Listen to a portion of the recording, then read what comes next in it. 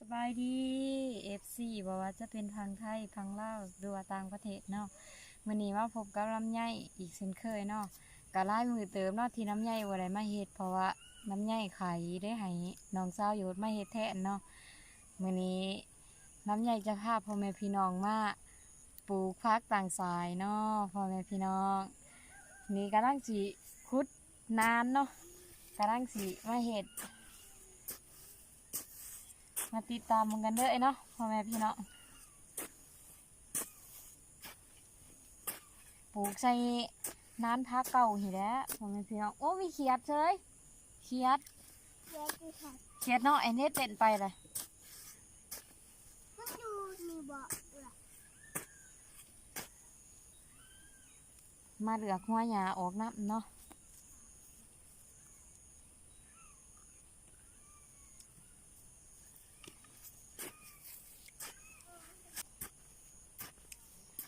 ขุดปลูกใส่น้ำผักกาดเพราะว่าผักกาดก็กินเบิดเด้อเนาะก็เลยมาปลูกใส่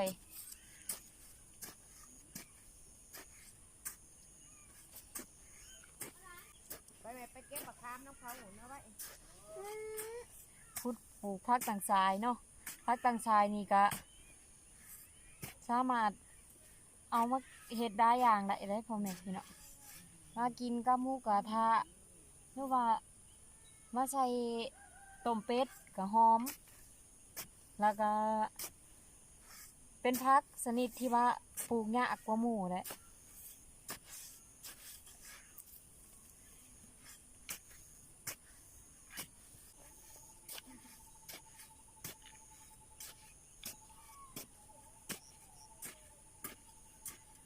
ก็เพิ่นออกมาร้ายแล้วก็สิบงเพิ่นนั่น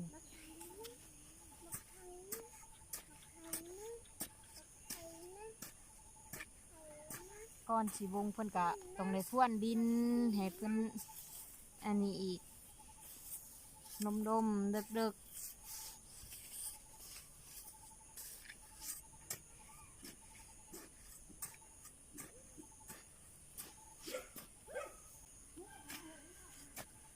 ขันนะ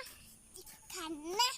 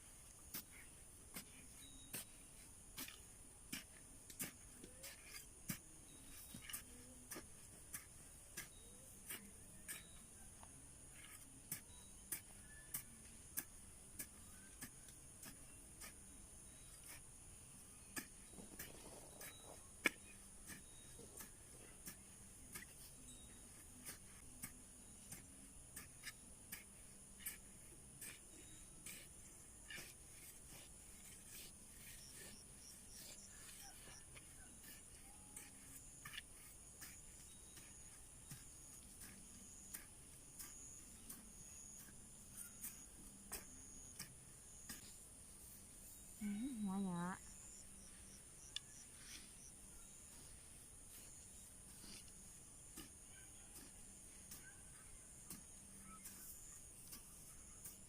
ดินนี่ก็สิรมแน่จักหน่อยเพราะว่า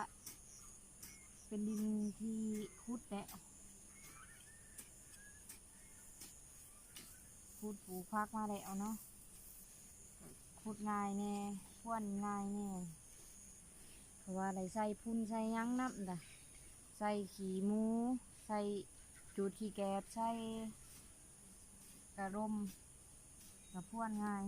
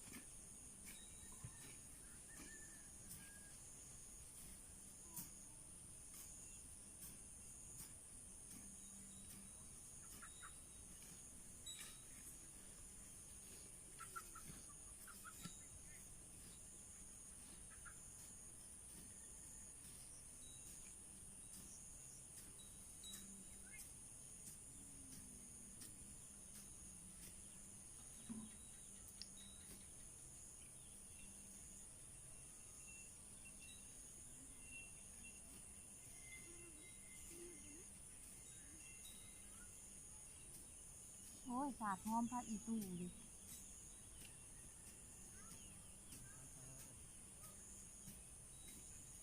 หอมแท้ๆผักอีตู่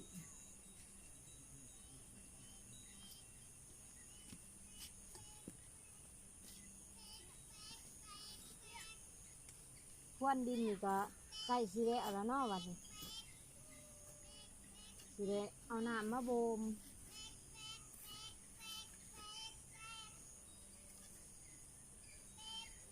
เขียนเนาะไอ้นี่ดินชุ่ม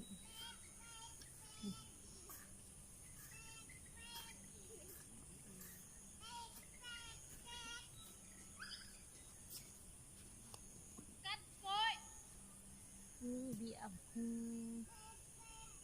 ลูกเมียนแท้หนีก่อนเบียบน้อย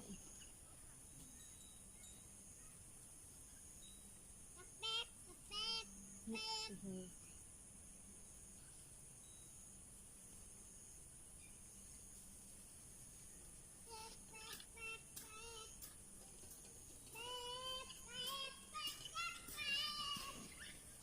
นางน้อยใส่แล้วนะมาให้เอื่อยกินแน่นางน้อยนางน้อยเอาน้ำมาให้เอื่อยกินแน่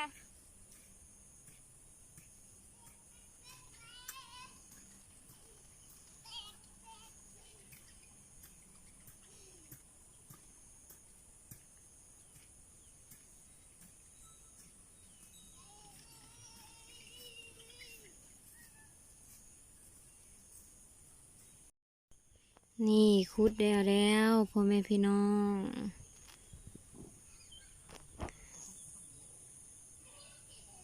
คุดพวนได้เอาไว้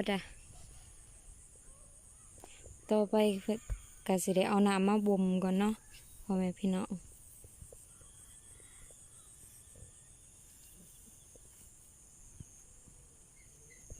นี่เนาะกำลังสิพวนน้ำพวนดินให้ชุ่มๆพดผักชีก่อนผักชีนี่ฮะก็เกิดหมดงัดมันเนี่ยดึงไปดึงสอบไป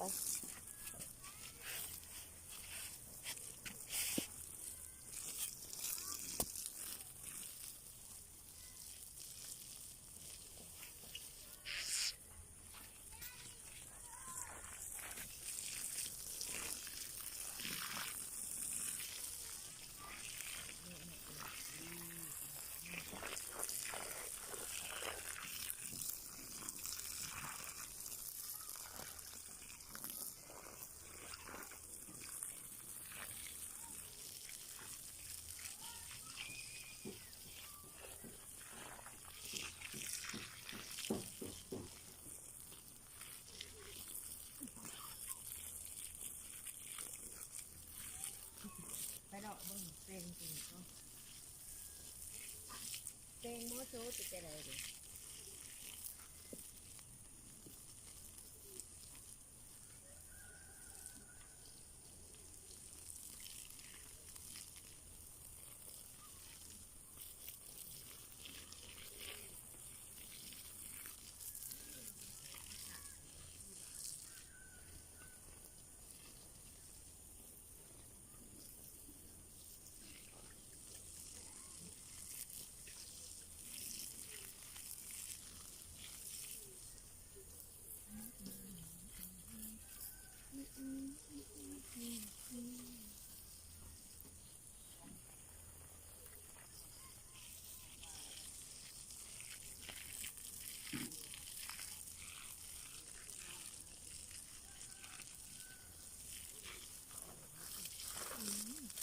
ดินใช้พุ่นได้เอาแล้วเนาะ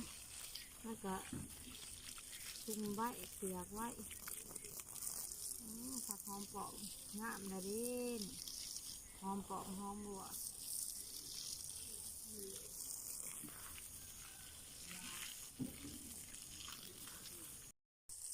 ต่อไปนี้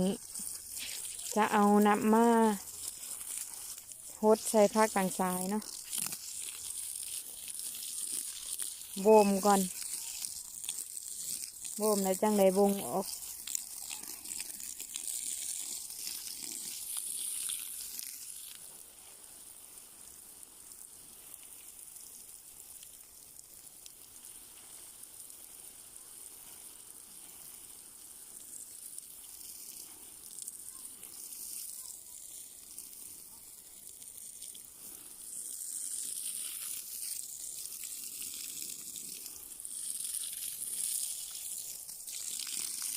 งามดีพักทางซ้าย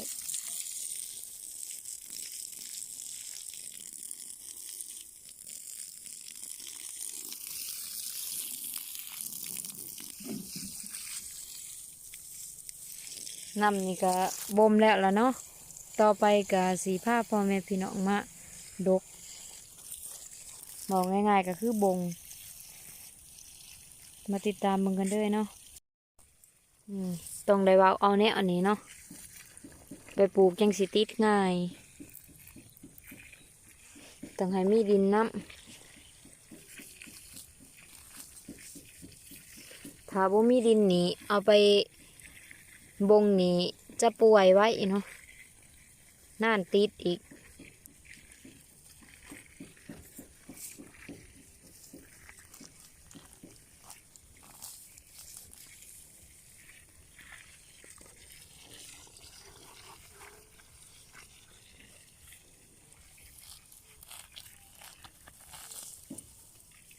เนาะนี่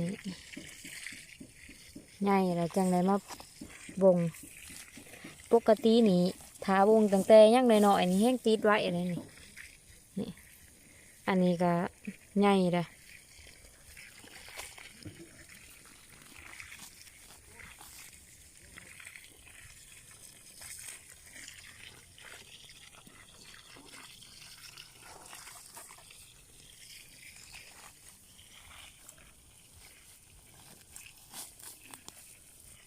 นี่ลกทั้งผักชีเลย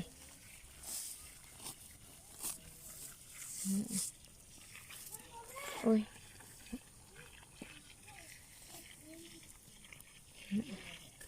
เป็นน้อยๆจังสิน้อยๆจังสินี่ติดไว้แล้วนี่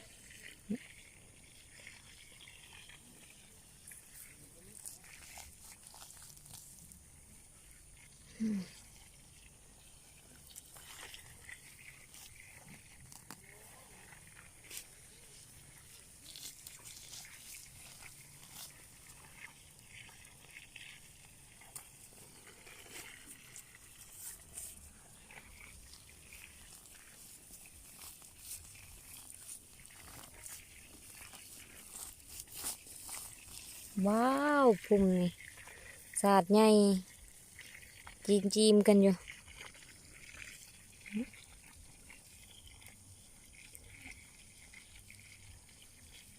หอมเนาะพักต่างสายนี่แหละพันธุ์ที่เพิ่นมาน่านเกิดบ้านยากเพิ่นว่าปลูกยาก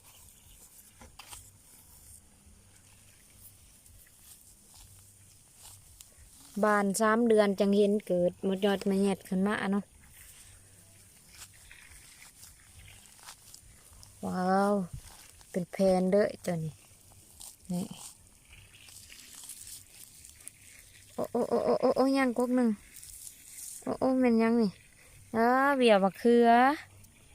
เบี่ยเขือคนนี่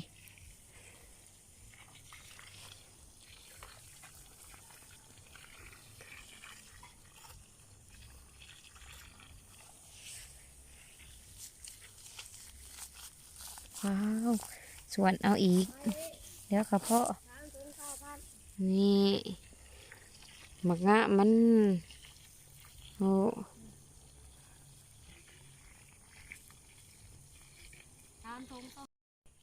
นี่เบาออกมาแล้วเนาะนี่ต่อไปก็สิเอาไปปลูกหมักงะมันไปติดตามมึงกันเด้อเนาะตอนปลูกลงใส่ก๊กหนึ่งเนาะ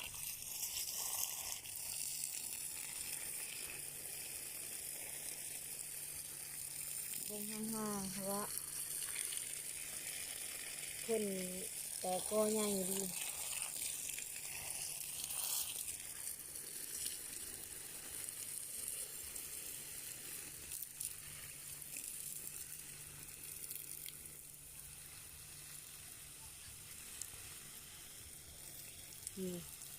ต้นชำนีบงติดง่ายๆแล้วนี่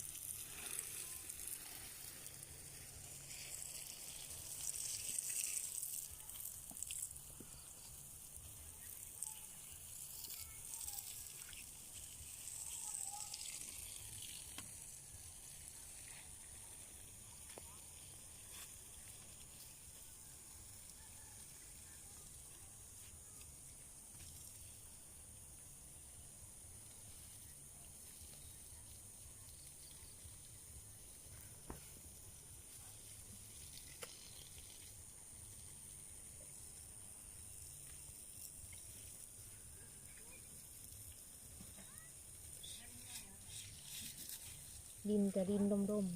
ๆบงยามแดงพอดีบรรยากาศ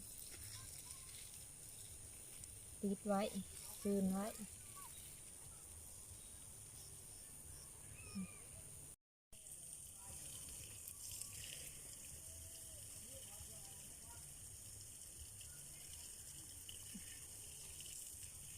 โอ้โอ้โอ้โอ้โอ้นั่นมันก็กวางเติมเนาะคุยกับคนแค้นสันมาเห็ดโ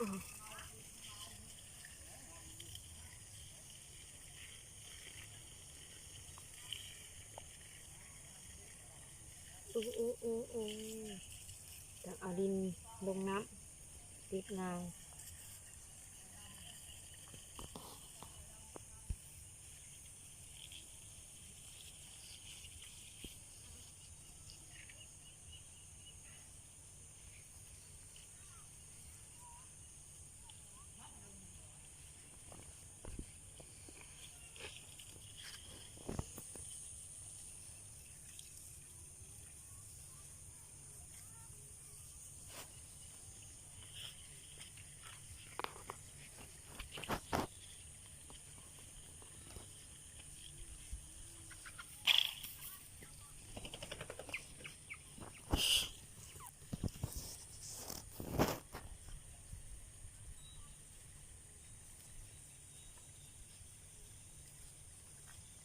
หอมอีดีพักต่างสาย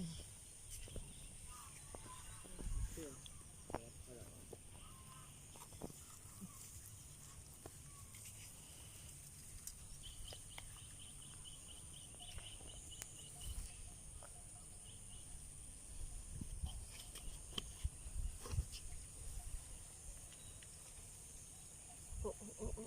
โอ้โดดโดดโดดดีโดดเด็ดเดียว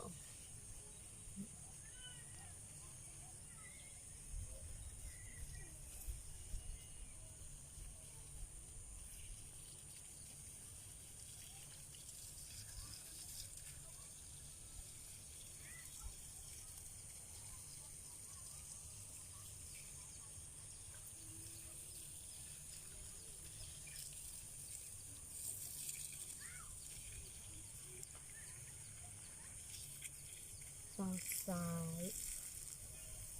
ฝั่งซ้ายฝั่งโอ้เป็นว่ามันปลูกเนี่ยลองมาเฮ็ดเบิ่งเนาะ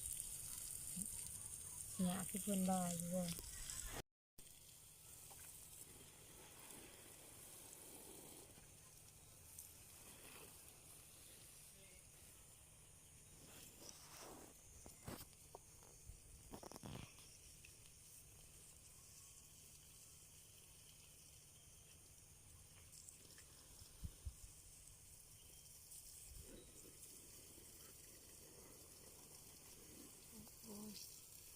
คอยเฮ็ดเพิ่นงานเพิ่นวัดเนาะเพิ่นวัดนี้มีแต่ตายอย่างเดียวเลยนะนี่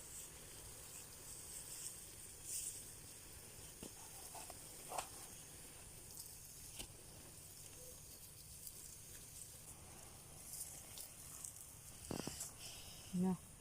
แต่กกพอดีงะพอดีงะเอามาปลูก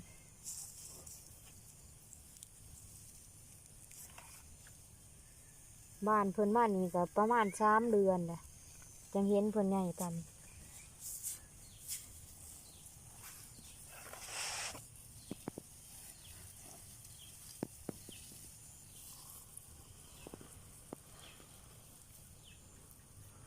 ชมซื้อเพิ่นได้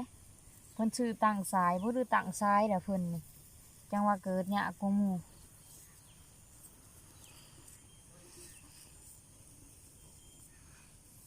คือผักกาดดอกผักอันนี้จนใหญ่เบิดอ่ะเพิ่นนี่ฮักกะไรซั่นนี่เนาะ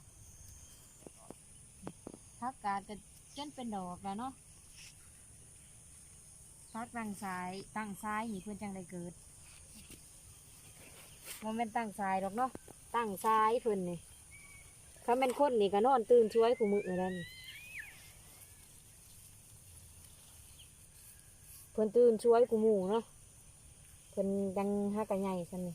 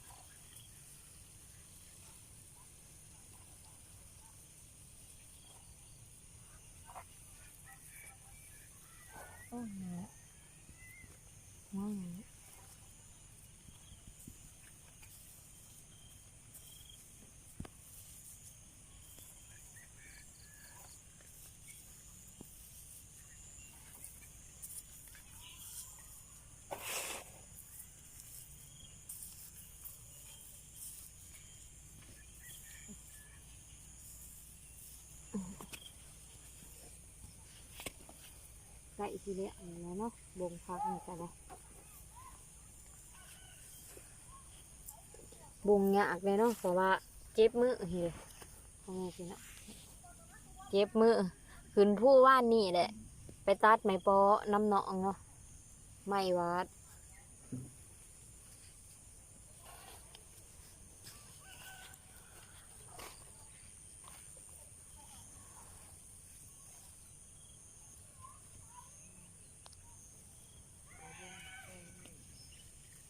ไม่เป็นหยัง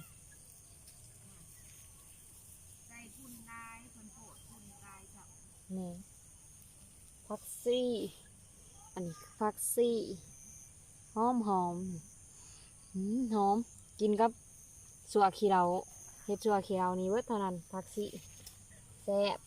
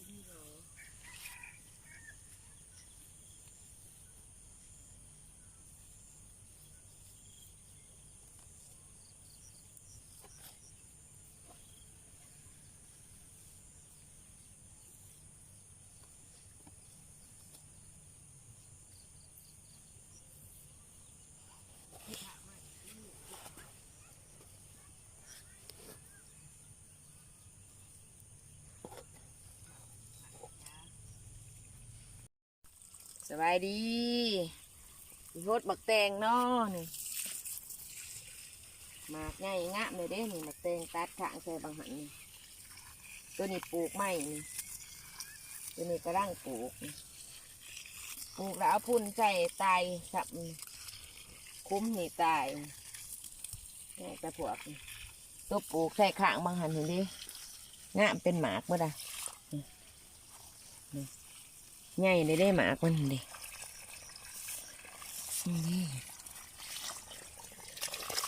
พี่หมากนี่แห้งใหญ่นี่โตนี่ถ่ายเพิ่นเบิ่งแม่เขาตัดขางบางหัน นี่เนาะตัวตัดขางมาเนาะนี่มาใจไปแล้วอ้าวบางเอียงแล้วกันนี่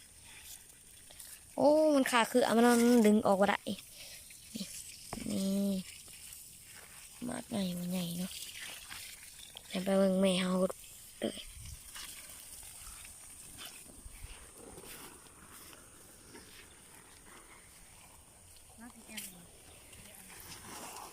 เนาะ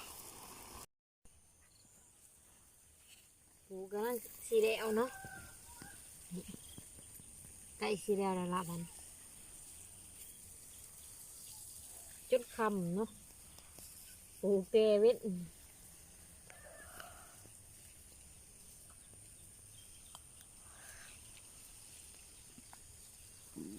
ชุดถ่ายและถ่ายชุดเอทีแน่ละวันเพราะว่าเบามาร้ายเกิน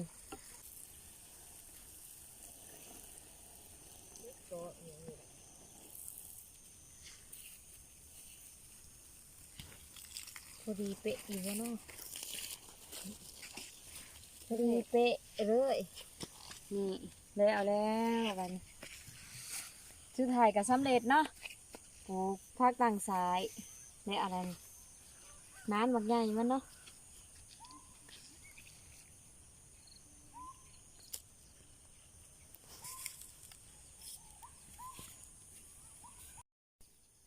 สบายดี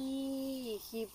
วงพักต่างสายกับจบลงเพียงเท่านี้เนาะพ่อแม่พี่น้องต่อไปขอฝากพ่อแม่พี่น้องกดไลค์กดแชร์กดติดตามเพื่อเป็นกำลังใจให้ร้านในเด้อบาย